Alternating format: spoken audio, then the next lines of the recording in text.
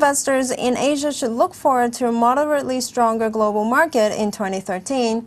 But how do you explain the disconnect between China's economy and the Shanghai market?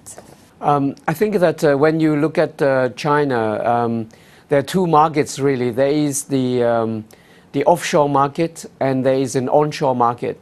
And both of them are driven by different factors. I think that in the case of the onshore market, which is the Shanghai market, it is very much driven by momentum. And it is driven also by supply-demand kind of forces. And over the past 12 months, I think that there has been a lot more supply in the market than demand. And I think that retail investors who dominate the onshore market in China tend to favor yield products or property markets rather than the stock market. And as a result of that, the onshore market has performed very poorly compared to, let's say, the offshore market, which is more correlated with global markets. Would you recommend investors to go for A shares or X shares? I think that the A share market, as you pointed out, the A share market in mainland China is obviously quite cheap. But as I said before, I think that a decision on A versus H depends very much on how you read the policy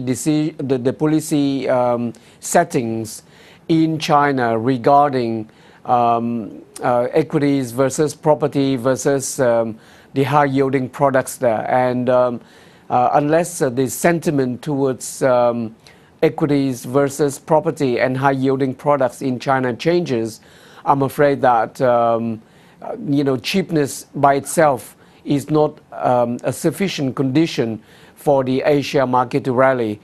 So I think that we need to see the other factors favoring equities in China first before we can decisively say that the market has changed direction. You raise your exposure to the Asia emerging markets equities. What do you make of the Southeast Asian markets? Southeast Asian markets have had a tremendous performance over the past few years compared to North Asian markets. And so I think that they will continue to do that, by the way. We think that the steady growth nature of Southeast Asian economies is likely going to continue to support their trends over the next few years.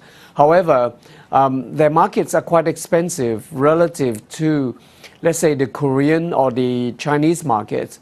And as a result of that, whenever we have some whiff of global trade bottoming out and turning up, usually investors tend to go to North Asian markets rather than Southeast Asian markets. So that's why Southeast Asian markets, especially, let's say, Malaysia and Indonesia, over the past few months have been lagging the Chinese and the Korean markets. So I think that it's like Southeast Asia is like your consumer staple, a long-term defensive growth market, whereas North Asia is more like a cyclical.